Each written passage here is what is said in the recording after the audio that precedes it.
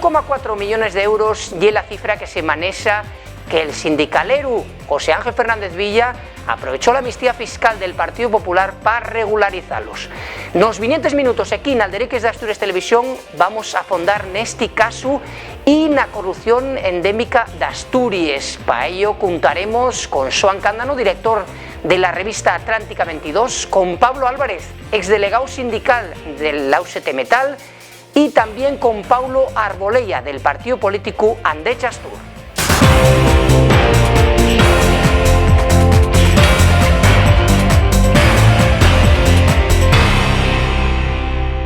La primera entruga que discurrimos ye si esto que sale de Fernández Villa ahora ye de algo que te sorprendiera a ti o no. No, para nada, a mí no me sorprendió para nada, ni a mí ni creo que a nadie de la zona, por ejemplo, de la zona minera, de la zona de Les Cuenques, y es muy difícil que nadie se haya visto sorprendido porque esto era comidilla en la calle. No hasta el punto de asegurar nadie que había cogido dinero público, que se había lucrado con dinero público, pero sí al punto de saber cómo se actuaba, cómo se trabajaba sindicalmente en los pozos y en la minería, en el metal. Sí que sabíamos que había mucha mano ahí metida. Además, denunciaste, como decimos en Dios de comunicación y públicamente, que un poco ya era nepotismo. Entendemos nepotismo como colocar a la hermana, a los familiares, ¿no? Sí. Evidentemente, yo creo que uno de los cánceres que hay dentro del movimiento sindical en Asturias y también en el movimiento político, y esa herencia que reciben, ese código genético que parece que tienen tanto los hijos, los familiares, que porque tu padre haya sido buen sindicalista o tenga un sindicato, ya sin ser bueno o malo, que tenga un sindicato tú o un partido político, tú no tienes por qué entrar en ese partido político y no tienes por qué beneficiarte de la posición de tu padre. No quito a nadie el derecho a trabajar en la vida política, si gusta, en la vida sindical, pero siempre ganándoselo, siempre empezando desde abajo y siempre contando con el respaldo de la gente que hay detrás, de los afiliados, de los trabajadores. Lo que no podemos hacer es poner a la gente a deu que es lo que está pasando y cuando pones a la gente a deu y se debe a los favores y se debe a las intrigues que hay por detrás para ponerte a deu,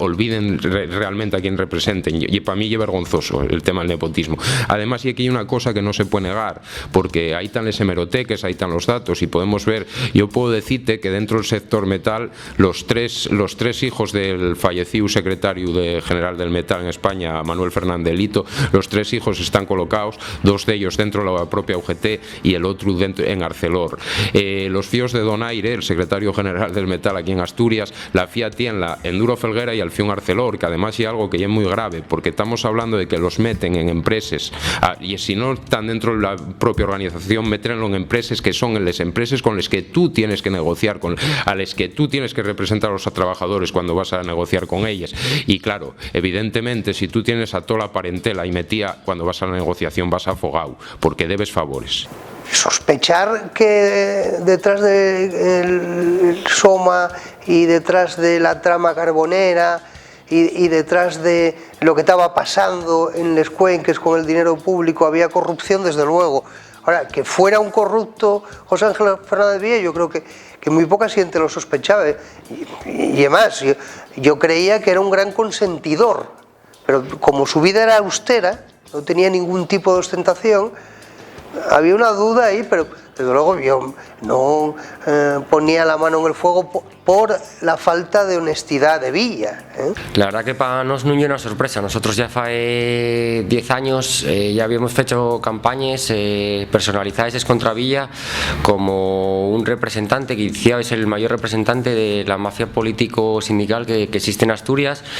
y que lleva muchos años decidiendo los destinos de nuestro país.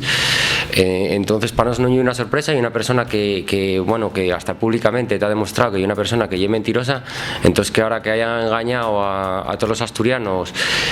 más concretamente al sector minero y sobremanera a los militantes, pues entiendo tanto del Partido Socialista como del Soma FIA, para nosotros no es nada extraño, porque ya te digo que hay una persona que hasta públicamente te ha demostrado que mintió varias veces a lo largo de la su vida o la su carrera político-sindical. Todo este caso destapábase con la publicación na so portada nel diario El País de la información onde se falaba de la regularización de estes perres por parte de Fernández Villa, aprovechando la amnistía fiscal del Partido Popular. la entruga que se puede hacer la xente lle carece Asturias una corrupción endémica. Hay un grupo de personas que ellos nos llaman grupúsculo, disidentes, que vamos, intenten un poco tirarnos por bajo,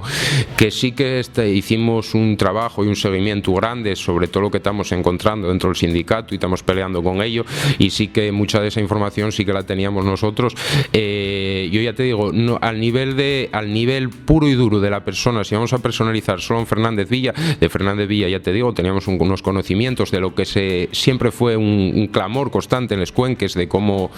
se llegaba a los puestos, de cómo se ascendían las categorías dentro de los pozos, cómo se llegaba a los trabajos, cómo se llegaba a esas empresas, ese tejido industrial del que sería bueno que hablásemos, que se intentó hacer con los fondos mineros, cómo se manejaba todo eso. Sí que había ese rumor de que era un poco caciquí la situación, pero de ahí a decir que Villa tenía dinero guardado, nadie lo podía confirmar. Pero por ejemplo el otro caso que sale postigo,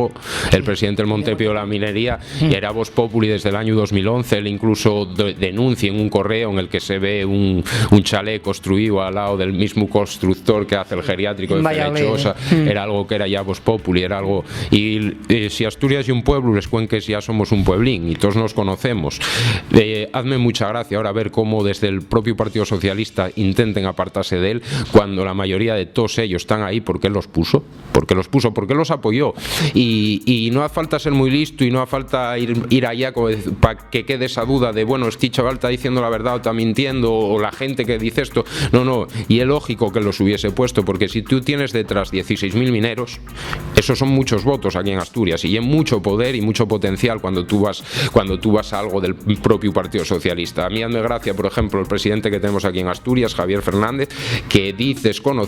que lucha contra la corrupción, y este señor fue director general de Minas con Villa siendo el puto amo en UNOSA. Entonces, no podemos, el señor que presentamos ahora a la alcaldía de Mieres, que presenta el Partido Socialista, Armando Fernández Natal, resulta que otro que intenta desmarcarse del tema Villa, y tú coges les hemeroteques y les fotografías de los últimos años, y entonces que está Villa, este señor está detrás. Y nadie me puede decir a mí, todo el mundo nos conocemos, porque tú sabes cómo vive la gente, cómo actúa, cómo trabaja. Si tú estás con una persona mano a mano durante 15, 20, 30 años, nadie me puede decir a mí que lo desconocían. Y imposible, no lo desconocen. Pienses que en el fondo vos utilizáis una palabra que, bueno, ye fuerte, pero ye muy indicativa. Faláis de una mafia político-sindical en Asturias. ¿Cómo podemos a la gente que nos esté viendo por YouTube y que tenga esa posibilidad de otros lugares, cómo explicaríamos lo que ye Asturias o esa mafia? Bueno, y es tan simple como mirar la figura del propio Villa, y una persona que, además de ser el líder del sindicato minero de Somafía, pues es también una persona que pertenecía al Partido Socialista Obrero Español. Fue parlamentario asturiano, ocupó cargos de responsabilidad política, a la misma vega que tenía esos cargos de responsabilidad sindical. Entonces estamos viendo como en la historia de Asturias, de la democracia española asturiana, en Asturias, como esos cargos comparten tanto cargos sindicales como cargos políticos. En un ye nuevo que salga una noticia diciendo que el representante del Partido Socialista, cuando el Partido Socialista va a escoger a los candidatos, pues que sea padrinado por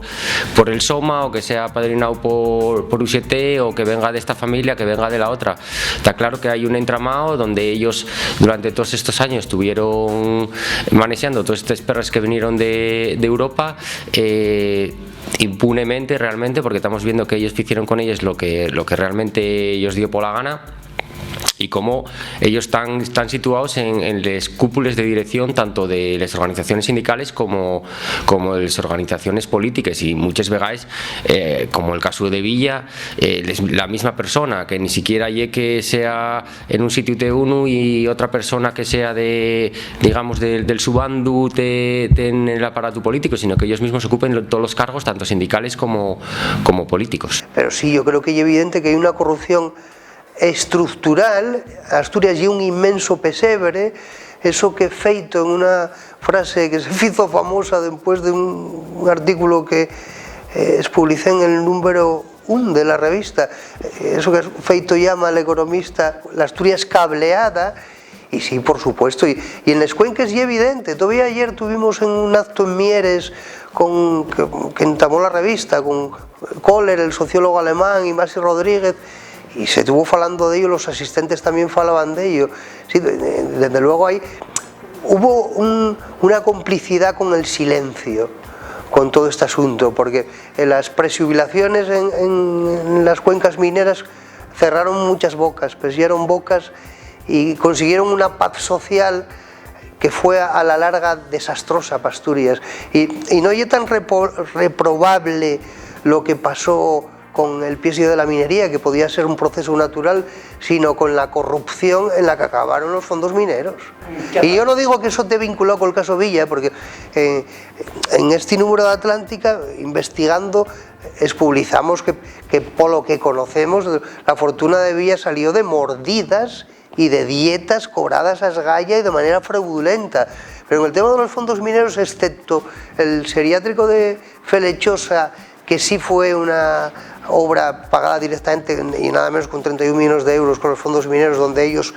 se lo hicieron todo sin ningún tipo de control, el propio Montepío Minero. En cambio, en los fondos mineros está todo muy reglado y es más difícil ahí sacar dinero, ¿no? Para el bolsillo, pero sí es evidente que hubo muchísimas empresas, como esta que te citaba, las Aluminio, pero también Río Glass, también Venturo 21, que vinieron por enormes subvenciones públicas que pidieron los empresarios y luego echaron a correr. Ahí desde luego también hay una clara corrupción, incluso con apoyo institucional, porque muchas de esas empresas no llegue que vinieran con el apoyo del Principado, sino hasta con el dinero del Principado se hicieron. Lo que lle esa xestión de fondos mineros, que decirte, en realidad, si ya da algo positivo, es decir, tomas una decisión de decir, oye, los pozos no son rentables, vamos a dar unos fondos, unos perres para entendernos, donde vamos a esos perres faceles o utilizarles, para ser más exhaustos, como creación de un tejido industrial. Y todo eso, el problema es que todo eso empresas fantasma, todas esas cosas, ¿no? El concepto como concepto era un concepto muy bueno, porque vamos a ver, bueno, era bueno llevándolo perfecto, a la perfección, porque estamos hablando de una cuenca que tenemos ahora como un solar. Nosotros les cuenques ahora mismo están como un solar, todas las empresas cerradas, la gente marchando, no ves futuro, tú no ves futuro para tus fíos ni para la gente que tienes alrededor. Entonces el concepto era muy bueno, pero el concepto era muy bueno si ese dinero se hubiese invertido realmente en crear un tejido industrial fuerte y con una base y con, pues, invirtiendo en innovación y buscando productos alternativos a lo que era el carbón y a lo que era incluso el metal, si te quieres apartar de él, pues buscar otras vías para seguir invirtiendo y para seguir creando empleo en les cuenques. ¿Qué pasó? Que eso fue un maná. Eso fue un maná de perres, ahí entraron los perres, empezaron a hacerse empresas en las que se sobredimensionaban las plantillas, hacíanse plantillas excesivas. ¿Por qué? Porque había un reparto ahí de los afiliados, o sea, metíamos a lo que ellos llamaban los fíos de los patas negras, y que era gente con la que tenía una clara vinculación, o bien con el sindicato o bien con el partido, y esa gente, cuando se salían puestos, se creaba una nueva empresa, tú metías a esa gente, ¿para qué? Pues para hacerte con el dominio de la sección sindical, para tener una serie de afiliados, que todos sabemos que las subvenciones van en función de la afiliación, por eso son sindicatos mayoritarios, y son mayoritarios porque tienen subvenciones, y luego saben moverse, que tejen unas telas de araña que tienen controladas todas las estructuras. Entonces, cuando este dinero se empieza a meter, abrense una serie de empresas, empieza a haber mucho empleo allí, pero claro, un empleo que duró 5 años, que otra de las cosas en las que ellos no quieren saber nada, pero no se pueden lavar las manos, porque incluso haciéndolo como ellos con ese sistema, meter a tus propios afiliados para crear base dentro de esas empresas, tú tienes que darte cuenta que si una plantilla está sobredimensionada, que si tú tienes 100 puestos de trabajo y metiste a 300, vas a crear una serie de pérdidas anuales que te van a obligar a cerrar la fábrica. Tú, como sindicalista, una de las cosas es defender derechos, pero también tienes que defender las viabilidades, y las viabilidades es sentate, oye, señores, aquí tenemos un problema y grave, si queremos salvar 100 puestos, que ya lo viable para esta factoría, lo que no podemos es tener 300 aquí mantenidos, solo con el único fin de aguantar, que y los casos que vimos, como por ejemplo el caso más claro que tenemos allí, y el Dallas Aluminium con 13,5 millones de euros de subvención de fondos,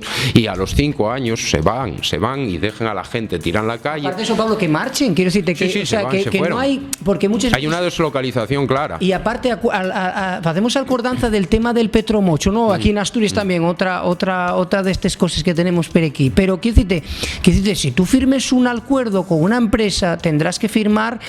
lo que se llama una permanencia, claro, porque si no digo agarro les perres, claro, y cuelo de Asturias. Unes garantías, claro. Porque además hay que darse cuenta que esta gente, estos empresarios, están a ganar perres, y que luego que somos humanos, y a todos los humanos por desgracia vivimos mucho pendiente del dinero, y es como si a ti te dicen, bueno, voy a subvencionarte una casa y voy a pagarte esta casa, este chalet, esta mansión en la que vas a vivir, pero tú a los 5 años quedes libre de pagarme la hipoteca. Pues a los 5 años todo Cristo deja de pagar la hipoteca, que fue solo lo que hacen estos empresarios, no se deben a nadie, y tú no pusiste ninguna serie de cortapises para que no cojan el dinero y huyan,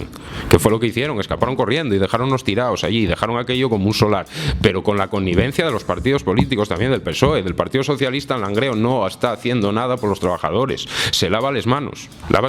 continuamente, y no incluso muchas veces intenten alejarse incluso hasta de les salies a la calle, de cuando tú vas a reivindicar por esos cierres, que no se cierre, sale a la calle los trabajadores, y muchas veces intenten apartarse para no quieren verse comprometidos en ningún momento, porque defienden otros intereses, no defienden el interés del obrero, que es el que tienen que defender, defienden otros intereses, y una desgracia con la que tenemos, pero ya sí. Bueno, sí, bueno, es lo que habría que investigar, y un poco, pues, a raíz de la decisión del Estado español y la Comunidad Económica Europea de cerrar las minas asturianas,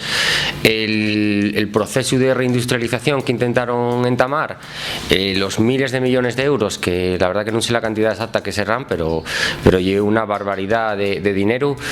que una persona haya robado 1,4 millones, parece hasta bien poco, con la cantidad de dinero que ellos dieron para gestionar y para mover a diferentes organizaciones, en muchos casos organizaciones que el pueblo asturiano en sí además decidió que fueran ellos los que tuvieran que decidir qué se hacía con esa burrada de dinero, porque son burradas de dinero el dinero que cayó aquí en Asturias. Lo que es difícil de achisbar son las posibles consecuencias que pueda tener este caso de corrupción no resultados electorales de la FSA-PSOE en las vinientes elecciones. ¿Y si esto iba a pasar factura al PSOE? Yo creo que sí, va a ser inevitable. Yo creo que ya la está pasando, para ellos fue un golpe muy fuerte. Este gobierno ahora mismo se está tambaleando, además ya casi de risa, que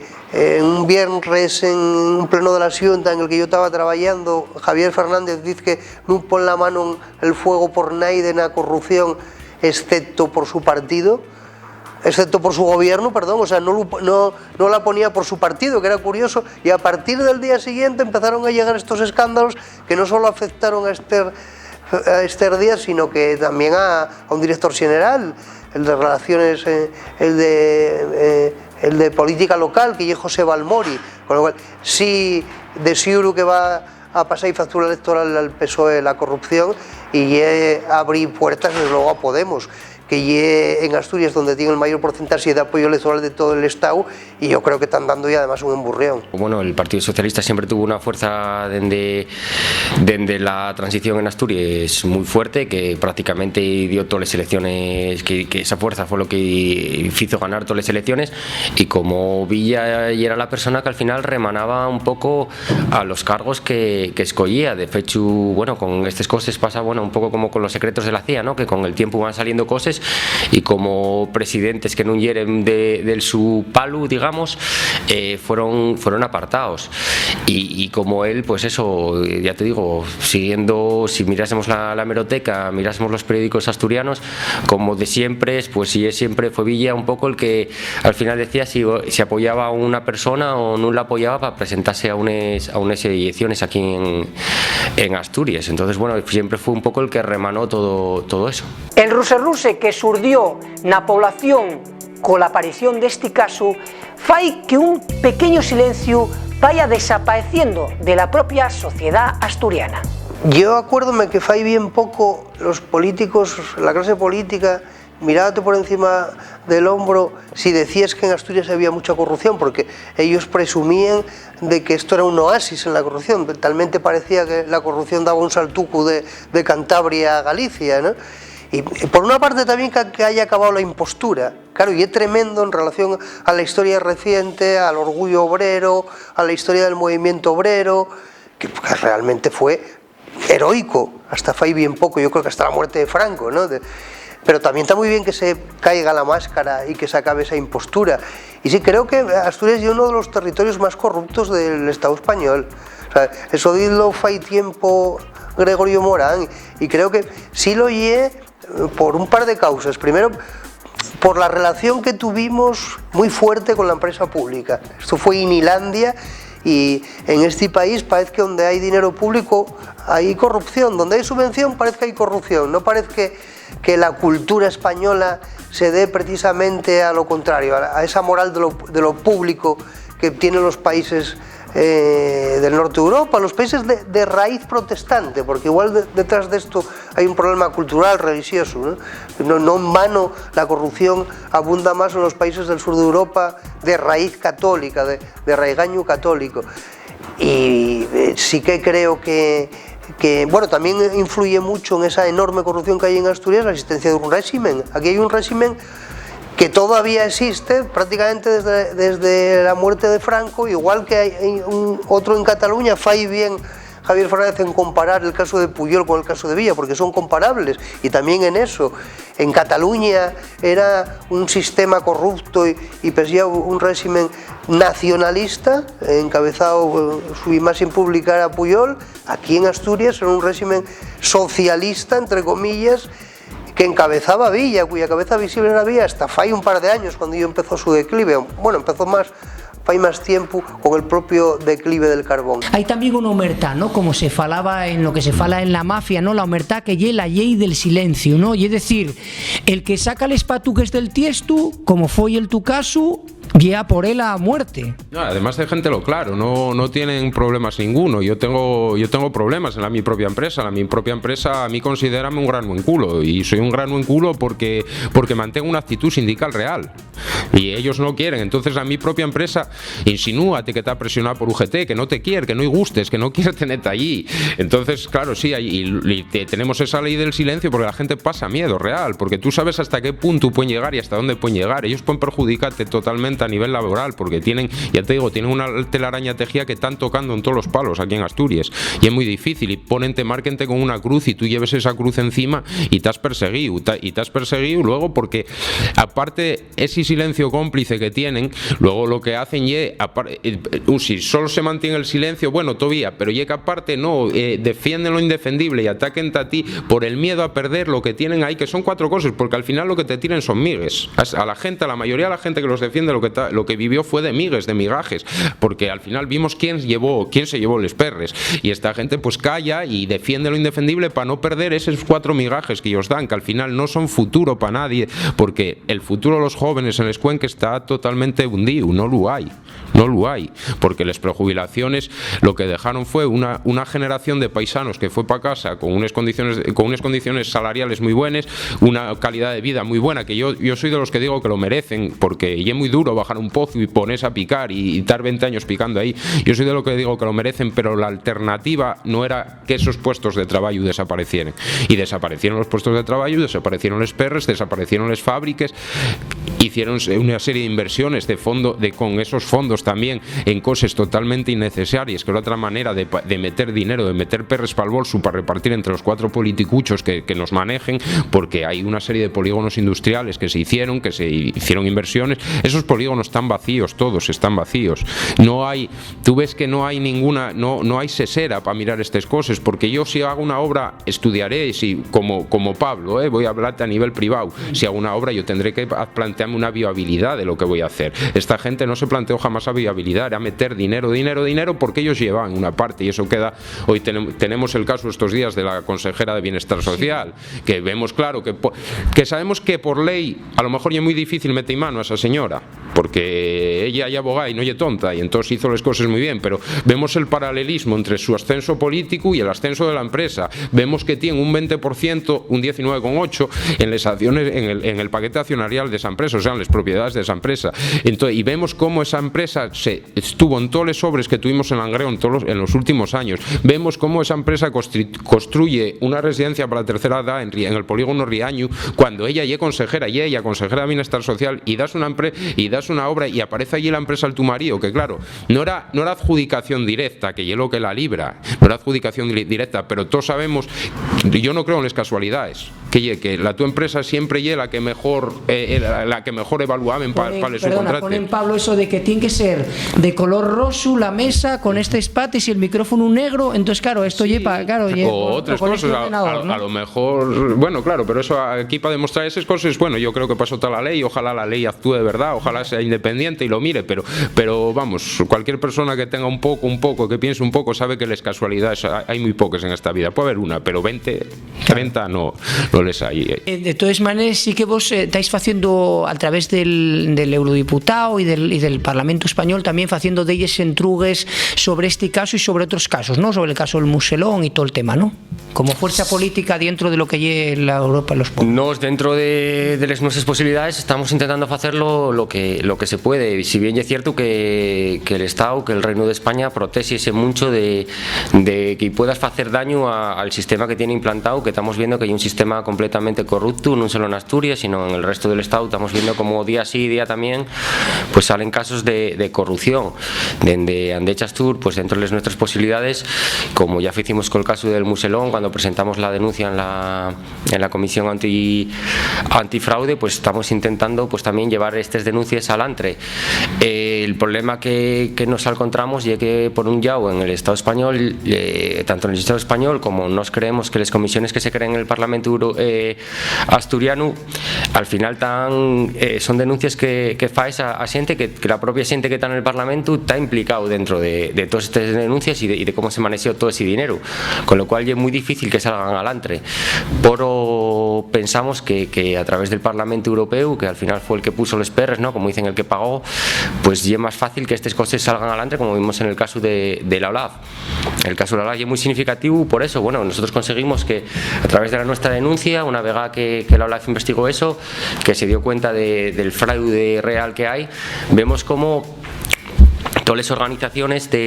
mayoritarias, todos los partidos políticos mayoritarios, tanto PP como PSOE, como Izquierdas Unidas en muchos casos, lo que fan es juntarse, porque como todos tienen metido mano allá y como todos tienen tan implicados de una u otra manera, cómo se defienden unos a otros, como el gobierno español intenta defender que no tengan que devolver esos 198 millones que ya no sabemos dónde están, como el Partido Socialista también no tiene problema en llegar a acuerdo con el PP para ver cómo consiguen entre los dos poder darle la vuelta a esa denuncia, como si al final pues casi están pidiendo que ¿cómo te diría? Casi que los perdonen en Europa, porque oye, que esos 198 millones que ya no sabemos dónde están y a ver dónde los sacamos, porque no hay perres, y más en estos tiempos que corren. Entonces vemos como y tuvo un entramado corrupto y cómo las instituciones al final protegense entre ellas para que estas cosas no vayan al ANTRE. Entonces, según nuestro punto de vista o la posibilidad real que vemos de poder llevar estas denuncias al ANTRE y que salga un poco a la luz todo lo que pasó, todo estas cantidades de perres que repito, son descomunales, pues que se sepa lo que pasó con ella, y la Unión Europea, que al final pues fue el que puso esos perres y el que parece que tiene interés en saber qué pasó con ellas. Pablo Álvarez tuvo abondo tiempo dentro de la estructura de la Federación del Metal na UGT. En su caso, amuesa bien a les clares un xeito furrular. Porque lo mío era un caso peculiar, porque en la UGT parece que nunca se ve que un delegado sea aguerrido y que tire para adelante y que representa a los trabajadores, y denunciamos en asambleas. Lo que pasa que tanto los dos sindicatos que había allí, UGT y comisiones, sacaron la máquina de meter miedo, y dentro de la máquina de meter miedo la gente, en el momento que tiene ese miedo a perder el trabajo, olvídalo todo, y el concepto de la lucha y la pelea que sacamos muy continuamente, porque aquí en Asturias ya se sabe que todo el mundo tenemos ese gen ahí detrás de lucha, y todo eso olvídase. En el momento que la gente lo ve apretado, olvídase, y piérdese muchas veces, perdemos la dignidad por arrastrarnos para no perder un puesto de trabajo, que si luches por él dignamente vas a ganarlo igual y vas a ganarlo de otra manera. Entonces, cuando esto pasa, yo lo denuncio que dentro de la mi sección sindical de UGT no se nos reúne a la sección sindical, hay 3 personas que tomen las decisiones por los demás y que lleguen a un acuerdo que yo ya te digo, un acuerdo que me parecía aberrante. Dentro de ese acuerdo para la propia Dirección Provincial de Trabajo, y os digo que el ERE que pretendían hacer en Felguera Construcciones Mecánicas que no era válido, y ellos mismos fuercen a la gente a aceptar las condiciones de la empresa, mermándonos la plantilla y dejándonos en 69 personas de les 300 y pico que llegamos a ser a principios de la década del 2000. Entonces, ¿qué pasa? Yo cuando yo llevaba la asociación de jóvenes del sindicato, y entonces te partía directamente con la gente de la ejecutiva. Yo con este problema voy a ellos porque yo al principio pensaba que era un problema puntual de personas dentro de la mi sección sindical. No creía que era un problema ya de concepto sindical, de concepto de negociación. Entonces yo vengo y denuncio, digo, oye, mira, está pasando esto y hay que poner coto, hay que poner solución, hay que respetar al afiliado y las decisiones hay que llevarlas consensuadas con la gente, nos gusten o no nos gusten, porque al final, y otro de los problemas que hay, el delegado asume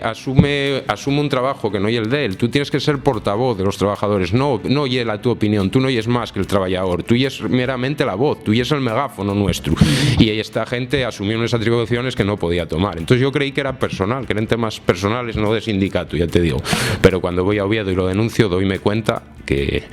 está todo el pescado vendido. Está todo el pescado vendido. Entonces a mí dame una palma en la espalda y díceme, bueno, hombre, deja este conflicto y no te preocupes que tú no vas a tener problema, tú y es de los nuestros. Fue lo que me vinieron a decir, un poco así, un tema muy mafioso, ¿no?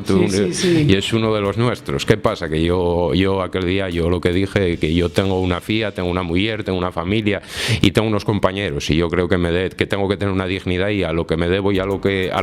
mi entorno, a la cercanía, no me debo a ningún ejecutivo. Entonces yo dije que por ahí que no pasaba. ¿Qué pasa? Yo empiezo a utilizar las redes sociales. Las redes sociales yo creo que son un instrumento de difusión muy bueno, que hay que utilizar y que hay que aprovechar. Los propios sindicatos, la propia UGT nos preparaba para utilizar las redes sociales. Lo que pasa es que las redes sociales tienen la parte buena y la mala. Tienes que asumir la crítica también. Entonces ellos la crítica no la asumieron. Yo hice un comentario generalista en mi Facebook, que y otra cosa, y un Facebook personal, privado. Tú no puedes coartar, tú como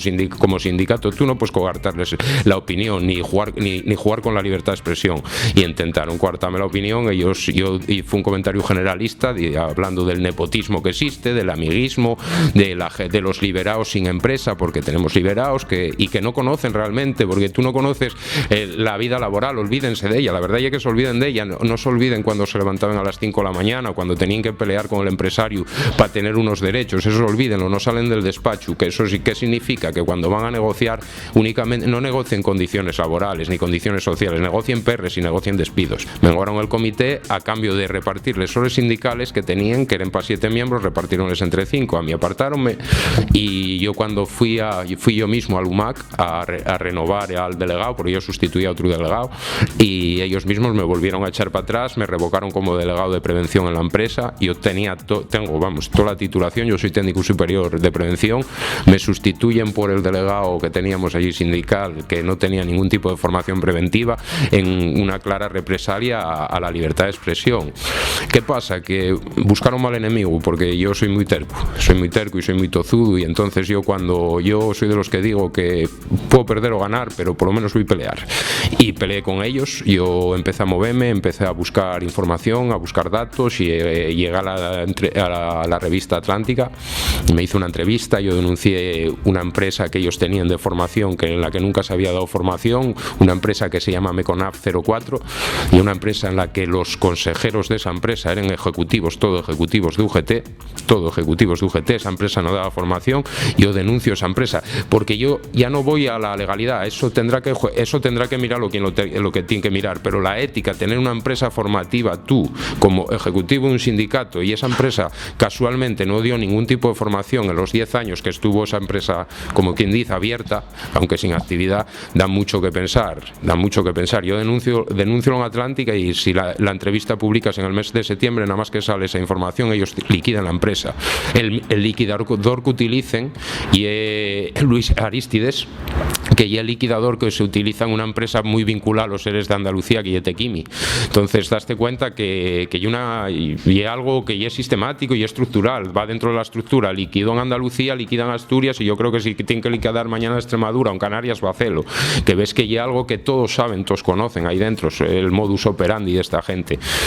Entonces, a mí parecía muy grave y entonces yo denuncié. A partir de ahí, ya te digo, primero inhabilitarme 6 años de cargos orgánicos y luego deciden expulsarme, porque lleven una comisión de garantías que tienen garantías para el denunciante, no para el denunciado, porque son ellos mismos, la comisión de garantías son sus amigos, son otros ejecutivos, alguno que estuvo aquí anteriormente en Asturias, porque la comisión ya a nivel nacional, y en ningún momento ni aceptaron los testigos que yo llevaba, ni aceptaron mis pruebas. Eso no, en ningún momento se aceptó nada, simplemente valió la palabra de los que me querían expulsar aquí, y de hecho me expulsaron. ¿Qué pasa? Que yo junto con los abogados que me representen, que quiero decir que estoy muy agradecido, son EFESO abogados, pertenecían a la estructura de UGT, son los que se rebelaron contra Justo Rodríguez Braga, que hay una sentencia famosa por vulneración de derechos del presidente del comité, los propios trabajadores de UGT Asturias, que y este abogado, Carlos, y al que sí dijo, hay unas grabaciones que dijo que él estaban hablando de 4 duros con los que Justo se limpiaba el culo todos los días. Eso tenemos la sentencia, tenemos hemeroteca también aquí, que llegó a salir en los medios de información aquí asturianos, que ya sabemos hasta qué punto están mediatizados por esta gente. Entonces, mediante EFESO abogados, yo interpuse una demanda por vulneración de mis derechos fundamentales. Estoy muy contento con esto porque el propio juez decretó una medida cautelar, tuvieron que volver a afiliarme. Ellos ahora están en una fase de pataleo y perreta. Ellos mándenme una carta diciéndome que el tiempo que tuve expulsado, que me tienen que admitir, porque hay una medida de un juez que los obliga a admitirme, pero que sí, que los meses que tuve expulsado, que yo tengo que pagar la minuta, la cuota de esos meses. Y que hay una cosa muy graciosa. La unión entre toes y tos puede ser el camino para denunciar estos males prácticos. El mensaje tiene que ser claro, tiene que ser un mensaje de lucha, de que si queremos salir de estas situaciones tenemos que ser los propios asturianos los que levantemos la voz, levantemos el puño, los que salgamos a la calle, los que seamos responsabilidades y los que luchemos por salir de una situación que realmente, como ya dije, pues esto fue creado por la Unión Europea y el Reino de España en el momento que decidieron que el carbón asturiano no era rentable o que no querían tener aquí el carbón asturiano. Estamos viendo como en cuenques alemanes carboníferos la producción de carbón es mucho más cara que la asturiana, y en cambio están manteniendo la producción y están manteniendo los trabajadores. La desaparición del carbón asturiano, entre otras cosas, es por decisiones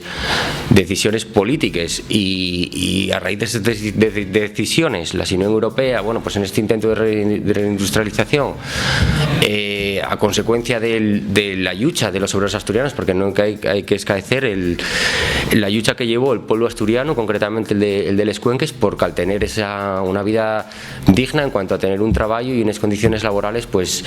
dignas. Sufritaron unos perres, sufritaron unos miles de millones, y ahora, pues unos años después, cuando todos estos millones se están acabando, estamos viendo como la clase política asturiana, los sindicatos asturianos, que como dice nadie escogió para repartir esos perres, no fueron capaces de crear un tejido industrial duradero, cuando realmente a las empresas tú das su 10 millones, 13 millones de euros, 2 millones de euros, unas subvenciones per grandes a empresas, pero no se os exige por un lado que tengan un trabajo a lo largo del tiempo, un trabajo que vaya a ser duradero, sino que simplemente firmar unos contratos de 5 años, y a los 5 años, adiós muy buenos, no tienen la obligación legal ni siquiera de devolver esos perres que ellos dieron, con lo cual lo que lleva una gestión claramente mala. Y luego encima estamos viendo cómo muchos de esos perres acabaron en bolsillos de gente, que por ahora salió Villa, tal caso del Montepío, pero realmente habría que ver dónde acabaron muchos más de esos perres, porque no creo que Villa haya sido el único que haya metido perres en bolso. Como Villa, pues habrá otros tantos más. No sé si fueron tan insenuos de creer que el PP no iba a utilizar políticamente, como estamos viendo en el caso de Cataluña, como y el caso de Villa en Asturias, que no iba a utilizar esos datos que ellos facilitaron, esos datos que tenían de la amnistía fiscal para arrojarlos políticamente contra ellos. Dejaría un mensaje a los trabajadores que somos responsables. Nosotros somos responsables, no podemos dejarles nuestras condiciones laborales, nuestros derechos, nuestras condiciones sociales en manos de gente que sabes que no te representa. Y es obligación, un trabajador no puede ir a un sindicato solo para afiliarse y para tener unos servicios jurídicos. Un trabajador tiene que participar, tiene que informarse y tiene que ser él propiamente consciente que con lo que se juega con su propia vida, con su propio futuro, y no podemos, los trabajadores no podemos silenciarnos, no podemos tener miedo. Lo que tenemos es que volver atrás y volver a unirnos y volver a ser una piña, y cuando seamos una piña esta gente tiene que respetarte sí o sí, porque queda claro aquí en Asturias con los trabajadores de Teneco, con los trabajadores de las empresas en crisis que dijeron no señores, no nos representáis, nosotros nos vamos a unir, y los trabajadores están sacando unidos los conflictos adelante. Si entramos a los trapos que ellos quieren, que llegue el enfrentamiento entre los propios trabajadores, el futuro va a ser más negro todavía de lo que lo tenemos hoy. En todos estos casos, ¿qué papel juegan los medios de comunicación asturianos mayoritarios? Que medre la corrupción tiene mucho que ver con la complicidad, con la pasividad de los medios de comunicación y de la justicia. Y este caso es muy nidio. O sea, nadie preguntó a José Antonio Postigo, tamando por aquella propia rueda de prensa, si era verdad lo que se estaba publicando. Y lo mismo pasó con otros muchos reportajes, algunos relacionados con este tema minero. Hicimos otro después sobre Alas Aluminium, poniéndolo de ejemplo de la gran corrupción de los fondos mineros, de cómo se dio dinero a las puertas a gente que no eran ni empresarios, que vinieron por la pasta, cuando no interesaba para nada la producción y se contrataba a dedo por listas políticos sindicales, por cuotas políticos sindicales, tantos para UGT, tantos para comisiones, incluso el PSOE, Izquierda Unida y hasta el PP. Quería rematar, muchas gracias a vosotros por la voz que nos dais a mucha gente que no la tenemos, porque otros de los cómplices de la corrupción aquí en Asturias, hay que decirlo bien claro, son los medios de comunicación que tenemos secuestrados, que intenten desvirtuar completamente la lucha obrera, intenten tacharte de terrorista cuando lo que somos padres de familia, somos trabajadores que lo que luchamos es por el pan y por un futuro, y no queremos no queremos lujos, lo que queremos es trabajo y poder salir a tomar unes de sidra con los amigos. Y entonces esos medios de comunicación, si no hacen su labor, si se deben a las subvenciones también y se deben al empresario de turno, flaco favor no están haciendo a los trabajadores, lo que están haciendo y hundinos ellos mismos. Y quería daros las gracias a vosotros por eso, porque es una oportunidad muy buena. Ojalá esto prospere, estos programas sigan adelante y podamos seguir denunciando estas cosas. Ahí estaremos, Pablo. Gracias. Muchas gracias. Gracias.